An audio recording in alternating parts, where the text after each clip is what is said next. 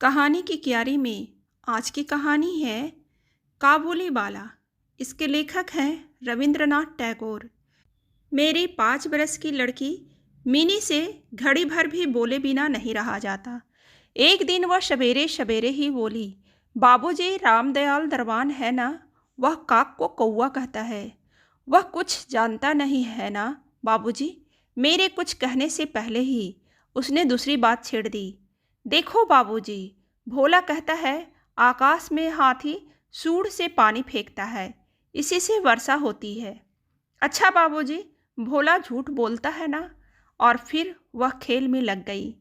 मेरा घर सड़क के किनारे है। एक दिन मिनी मेरे कमरे में खेल रही थी।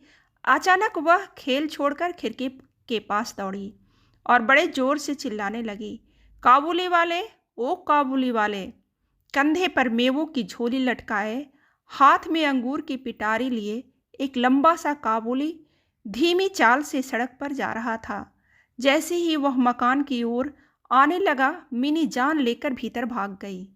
उसे डर लगा कि कहीं वह उसे पकड़ न ले जाए।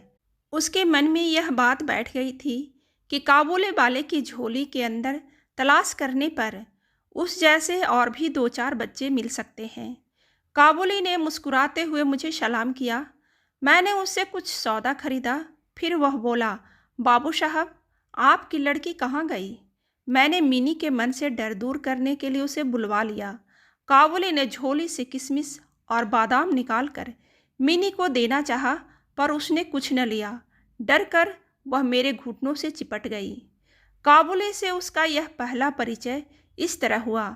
कुछ दिन बाद किसी जरूरी काम से मैं बाहर जा रहा था। देखा कि मिनी काबुली से खूब बातें कर रही है और काबुली मुस्कुराता हुआ सुन रहा है। मिनी की झोली बादाम किशमिश से भरी हुई थी। मैंने काबुली को अठन्नी देते हुए कहा, इसे यह सब क्यों दे दिया? अब मत देना। फिर मैं बाहर चला गया। कुछ देर तक काबुली मिनी से बातें करता रहा। जाते समय वह अठन्नी मिनी की झोली में डालता गया। जब मैं घर लौटा तो देखा कि मिनी की माँ काबुली से अठन्नी लेने के कारण उस पर खूब गुस्सा हो रही है। काबुली प्रतिदिन आता रहा। उसने किशमिश बादाम दे देकर मिनी के छोटे से हृदय पर काफ़ी अधिकार जमा लिया था। दोनों में बहुत बहुत बातें होती और वे खूब हंसते। रहमत काबुली को देखते ही मेरी लड़की हंसती हुई पूछती, काबुली वाले, ओ काबुली वाले, तुम्हारी झोली में क्या है? रहमत हंसता हुआ कहता, हाथी। फिर वह मिनी से कहता, तुम ससुराल कब जाओगी? इस पर उल्टे वह रहमत से पूछती, तुम ससुराल कब जाओगे? रहमत अपना मोटा घूंसा तान कर कहता, हम ससुर को मारेगा।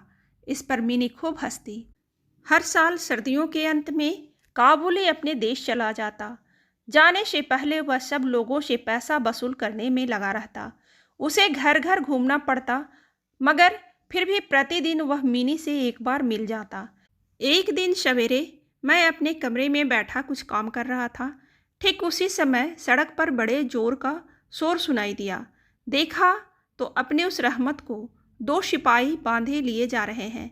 रहमत के कुर्ते पर खून के दाग हैं और सिपाही के हाथ में खून से सना हुआ छुरा। कुछ सिपाही से और कुछ रहमत के मुंह से सुना कि हमारे पड़ोस में रहने वाले एक आदमी ने रहमत से एक चादर खरीदी। उसके कुछ रुपए उस पर बाकी थे, जिन्हें देने से उसने इनकार कर दिया था। बस इसी पर दोनों में बात बढ़ गई और काबुली ने उसे छुरा मार दिया। इतने में काबुली वाले कहते हुए मिनी घर से निकल आई। रहमत का चेहरा क्षण भर के लिए खिल उठा। मिनी ने आते ही पूछा, तुम ससुराल जाओगे? रहमत ने हंसकर कहा, हाँ, वहीं तो जा रहा हूँ। रहमत को लगा कि मिनी उसके उत्तर से प्रसन्न नहीं हुई। तब उसने घूंसा दिखाकर कहा, ससुर को मारता पर क्या करूँ, हाथ बंधे हुए हैं। छुरा चलाने के अपराध में रहमत को कई साल की सजा हो गई। काबुली का ख्याल धीरे धीरे मन से बिल्कुल उतर गया और मिनी भी उसे भूल गई। कई साल बीत गए। आज मेरी मिनी का विवाह है। लोग आ जा रहे हैं। अब मैं अपने कमरे में बैठा हुआ खर्च का हिसाब लगा रहा था। इतने में रहमत सलाम करके एक और खड़ा हो गया। पहले तो मैं उसे पहचान ही ना सका। उसके पास न तो झोली थी और न चेहरे पर पहले जैसी खुशी। अंत में उसकी ओर ध्यान से देखकर पहचाना कि यह तो रहमत है। मैंने पूछा, क्यों रहमत, कब आए? कल ही शाम को जेल से छूटा हूँ, उसने बताया। मैंने उससे कहा, आज हमारे घर में एक ज़रूरी काम है, मैं उसमें लगा हुआ हूँ, आज तुम जाओ फिर आना।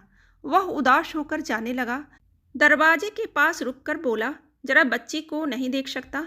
शायद उसे यही विश्वास था कि मिनी अब भी वैसी ही बच्ची बनी हुई है। वह अब भी पहले की तरह काबुली वाले ओ काबुली वाले चिल्लाते हुए दौड़ी चली आएगी। उन दोनों की उस पुरानी हंसी और बातचीत में किसी तरह की रुकावट न होगी। मैंने कहा, आज घर में बहुत काम है, आज उससे मिलना न हो सकेगा। वह कुछ उदास हो गया और सलाम करके दरवाजे से बाहर निकल गया। मैं सोच ही रहा था कि उसे वापस बुलाऊं। इतने में वह स्वयं ही लौट आया और बोला, यह थोड़ा सा मेवा बच्चे के लिए लाया था, उसको दे दीजिएगा। मैंने उसे पैसे देने चाहे पर उसने कहा, आपकी बहुत मेहरबानी है बाबू साहब, पैसे रहने दीजिए। फिर जरा ठहर कर बोला, आपकी जैसी मेरी भी एक बेटी है, मैं उसकी याद कर कर के आपकी बच्ची के लिए थोड़ा सा मेवा ले आया करता हूँ। मैं यहाँ सौदा बेचने नहीं आता। उसने अपने कुर्ते की जेब में हाथ डालकर एक मैला कुचैला मुड़ा हुआ कागज का टुकड़ा निकाला और बड़े जतन से उसके चारों तह खोलकर दोनों हाथों से उसे फैलाकर मेरी मेज पर रख दिया। देखा कि कागज के उस टुकड़े पर एक नन्हे से हाथ के छोटे से पंजे की छाप है। हाथ में थोड़ी सी कालिख लगाकर कागज पर उसी की छाप ले गई थी। अपनी बेटी इस याद को छाती से लगाकर रहमत हर साल कलकत्ते की गली कूची में सौदा बेचने के लिए आता है। देखकर मेरी आंखें भर गई। सब कुछ भूलकर मैंने उसी समय मिनी को बाहर बुलाया।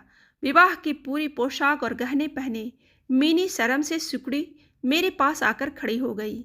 उसे देखकर रहमत काबुली पहले तो शकपका गया, उससे पहले जैसी बातचीत न करते बना। बाद में वह हंसते हुए बोला, लल्ली सास के घर जा रही है क्या? मिनी अब सास का अर्थ समझने लगी थी। मारे शर्म के उसका मुंह लाल हो उठा। मिनी के चले जाने पर एक गहरी सांस भरकर रहमत जमीन पर बैठ गया।